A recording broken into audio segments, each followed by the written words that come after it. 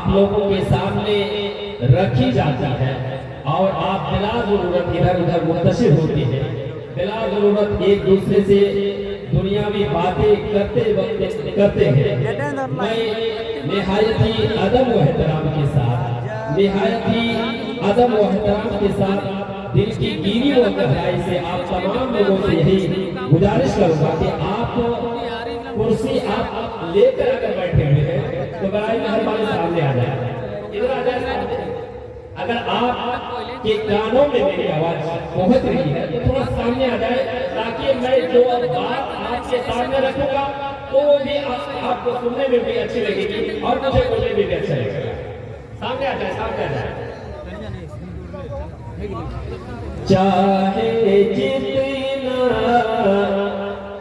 زور لگا دو ماں کی خدمت میں لوگو، چاہے جتنا زور لگا دو ماں کی خدمت میں لوگو،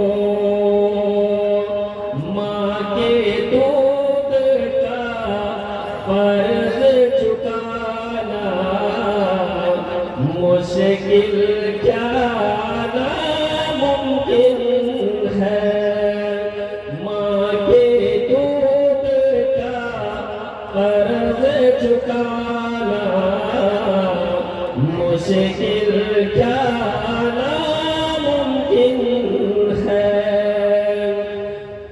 سورج سے یوں آنکھ ملانا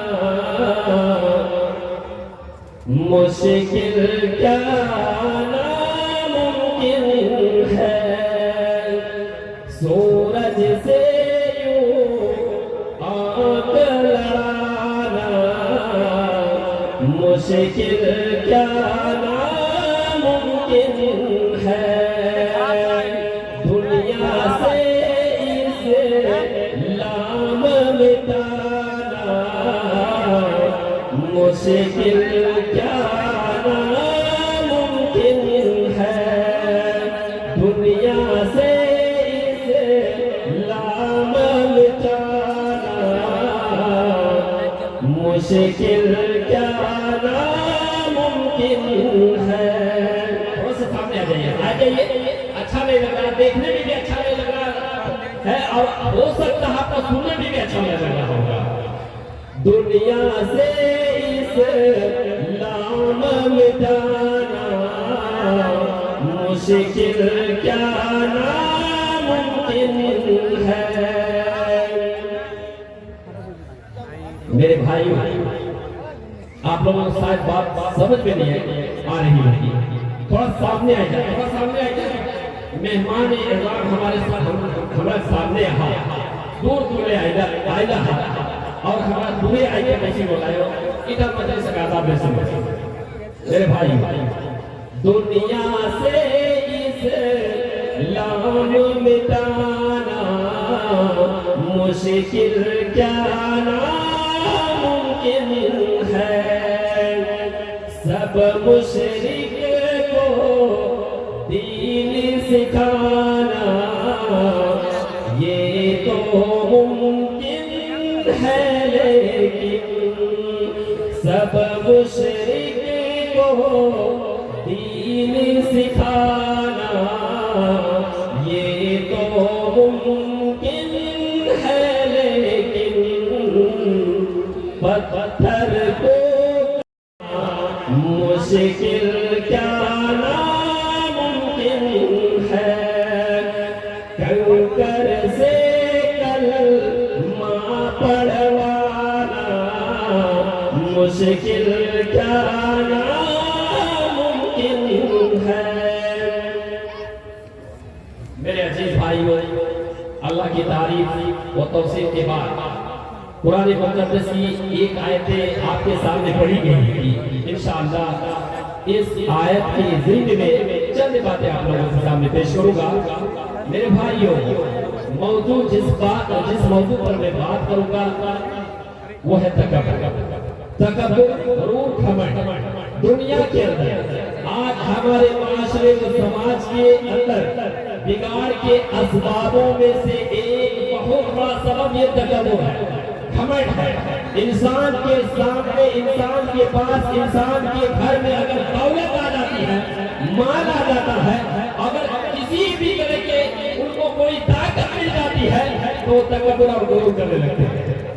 میں تو مال والا، میں تو پیسہ والا، میں تو یہ ہوں، میں تو وہ ہوں۔ اسی وجہ سے وہ دنیا بیکار ہو رہی ہے۔ میرے بھائیوں، اللہ کے نبی جناب محمد رسول اللہ صلی اللہ علیہ وسلم ارشاد فرماتے ہیں، جو دنیا کے اندر تکبر کرتے ہیں، جو دنیا کے اندر غرور و گھمنڈ کرتے ہیں، جو دنیا کے اندر سے آپ کو بڑا سمجھتے ہیں، جو دنیا کے اندر سب سے اعلیٰ و عرفہ سمجھنے والے ہوتے ہیں، اللہ کے نبی کا بیان ہے، ثلاثۃ لا یکلمہم اللہ یوم القیامہ، تین لوگ ایسے ہوں گے، تین شخص ایسے ہوں گے قیامت کے دن کہ اللہ ان لوگوں سے بات نہیں کرے گا۔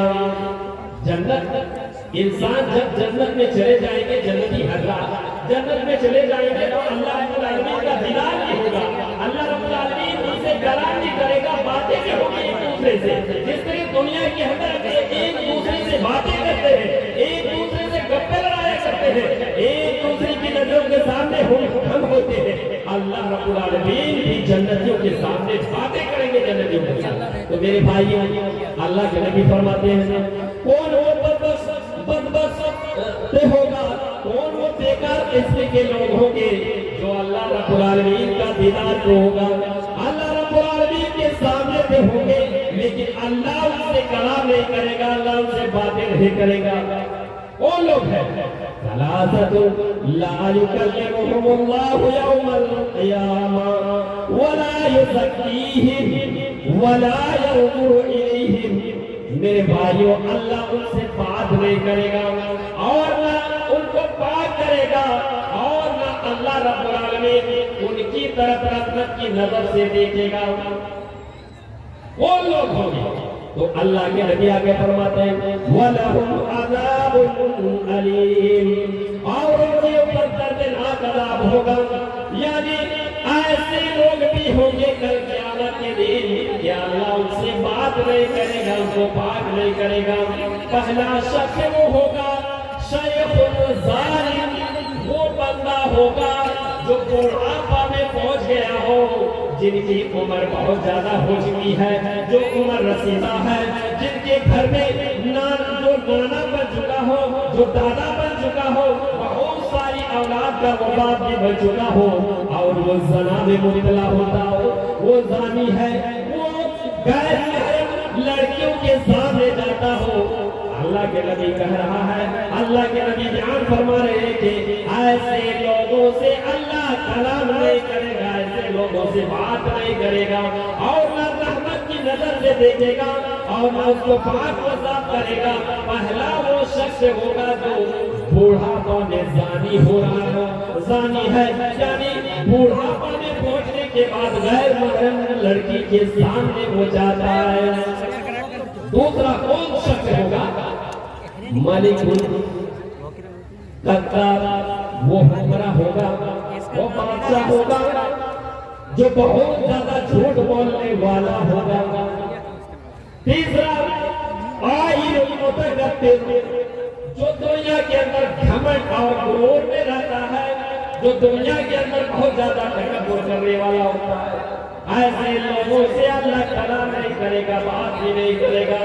میرے بھائیوں، وہ بدبخت انسان ہوگا قیامت کے لیے، ہر انسان یہی ہر انسان کے لیے خوش نصیبی اور سعادت مندی ہوگی کہ اللہ کا دیدار بھی ہو جائے، اللہ رب العالمین ان سے بات کر لے، لیکن ایسے لوگ ہوں گے کہ اللہ ان سے بات تک نہیں کرے گا۔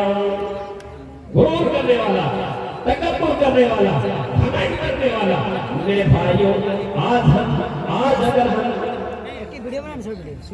کہیں دولت والے ہوتے ہیں، کہیں کچھ بھی ہو جاتے ہیں، بڑے بن جاتے ہیں تو غرور اور گھمنڈ بہت زیادہ کرنے لگتے ہیں۔ آپ کو معلوم ہونا چاہیے کہ دنیا کے اندر سب سے پہلا اگر گناہ ہوا تھا تو کیا زنا کا گناہ، شرابی کا گناہ، اور چیز کا گناہ، اور چیز کا گناہ نہیں، بلکہ دنیا کے اندر سب سے پہلا جو گناہ ہوا تھا یہ حسد اور تکبر کا ہی گناہ تھا، جو اللہ رب العالمین کے سامنے ابلیس نے آدم کے اوپر حسد کیا تھا اور ابلیس نے یہ تکبر کیا تھا۔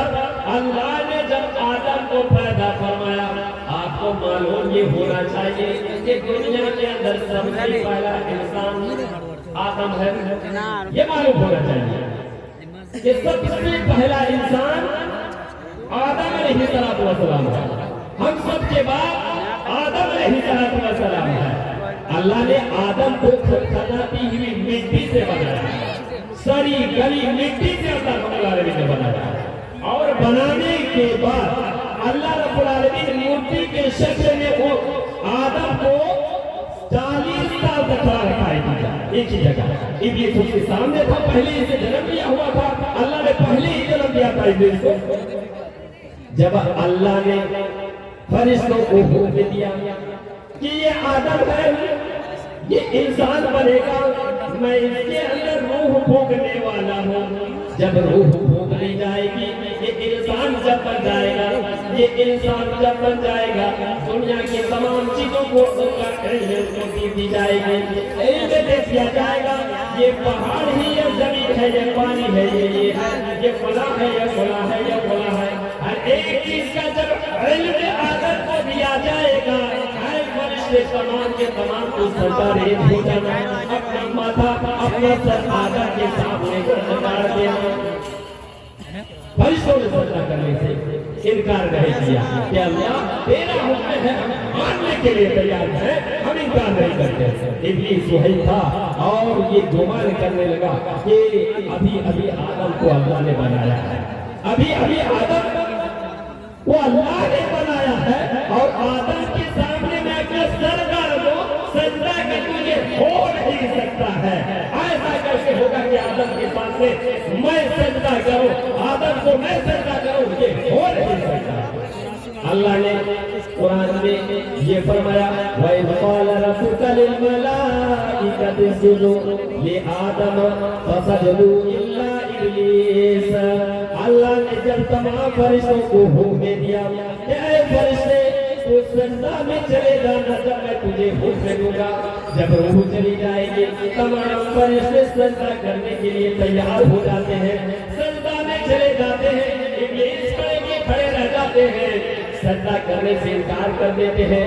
اللہ سوال کرتا ہے اے ابلیس کیا بات تھی، کیا وجہ تھی کہ تو نے سجدہ نہیں کیا، کس بات نے تجھے روک ڈالا، کیا بات ہے، کیا بات ہے، کیا بات ہے؟ مَا مَنَعَكَ أَلَّا تَسْجُدَ إِذْ أَمَرْتُكَ، جب میں نے تجھے حکم دیا کہ تو آدم کو سجدہ کر، اے ابلیس سجدہ میں کیوں نہیں گیا تو؟